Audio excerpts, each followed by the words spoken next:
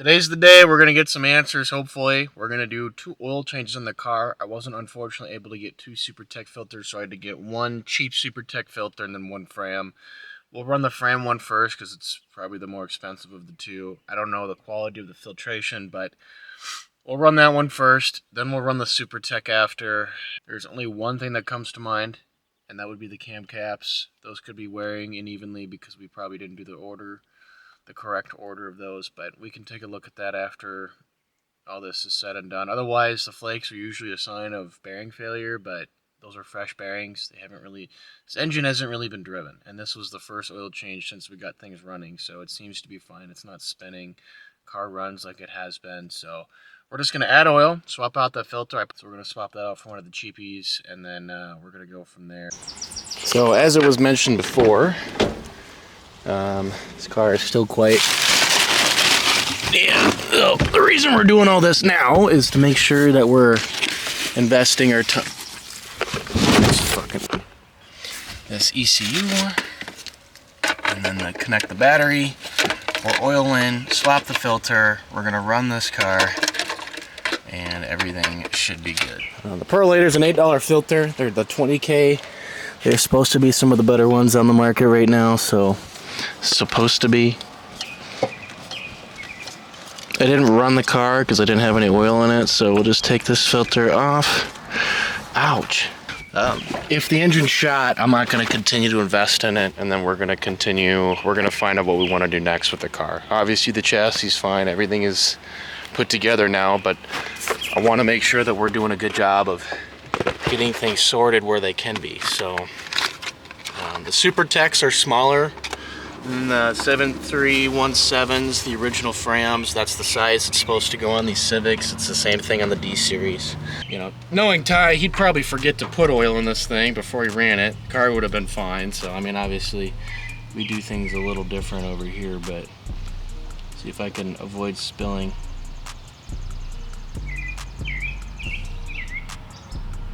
It spilled a little bit, but nothing.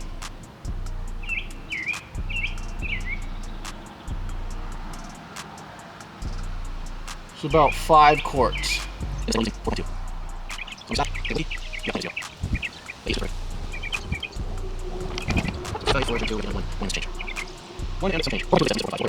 most of it out.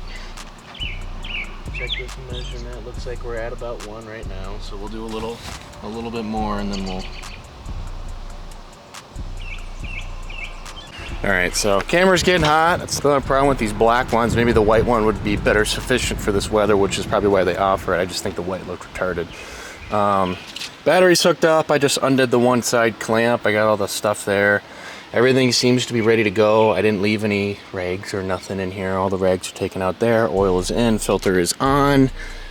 Everything should be good. ECU is in. I don't even know if we have battery yet, so I've never ran this battery. So we're doing a lot of new things right here, right now. I have my oil jug in the back, my jacks in the back.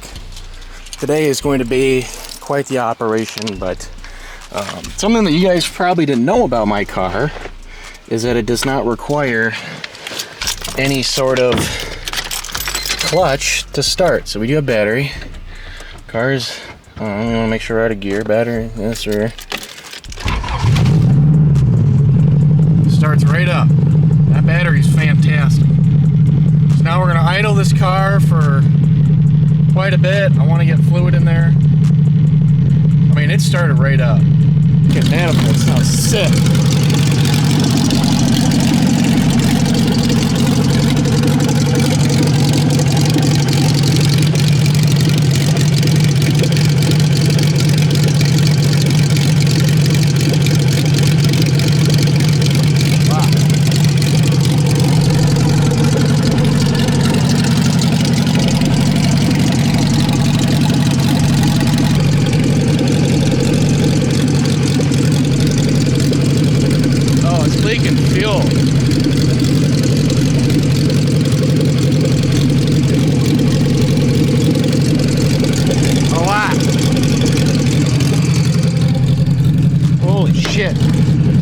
Of gas. Looks like it's coming from the fuel pressure regulator. We might have to take that off because it's just fucking pouring. So Is there holes? Or is it just not tight? Like what's... I don't know. I mean, it could be just not tight because this clamp isn't on here, so it's pouring out of fuel right here. Let's tighten that down and see if that fixes the problem. Otherwise, we got a hole probably in here, and we can just cut this and trim it because it's not that tough to get it up here. But I just did a little slice with the little razor blade I had laying around. It was really nice to have those, and I was able to get it on there. So it seems to be much more snug, so maybe now we won't leak as much. So we'll try it, we'll start it. Obviously, when the engine's building pressure like that, you don't want to just fucking leave it spilling fuel everywhere. So, like I said, you want to be smart.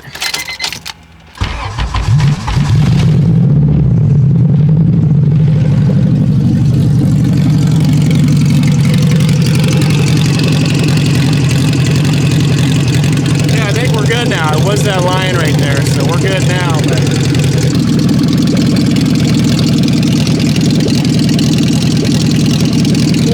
Burn in my eyes. Looking up that I'm right next to the exhaust. I feel a lot of bit of blow by on the base right now. And no longer pouring fuel out.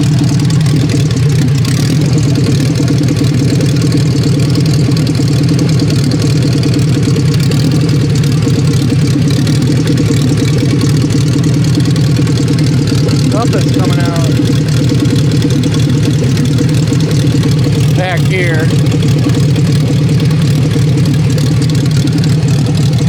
Looks to be coolant. It was that cutoff piece on the back of that. It's dry rotted. It's not doing it yet. Getting ready to spew out. Probably dry. Alright, so we got a new one of those. Found them in the stash. This is the old one. Obviously you can see the cracks. I mean, it was failing.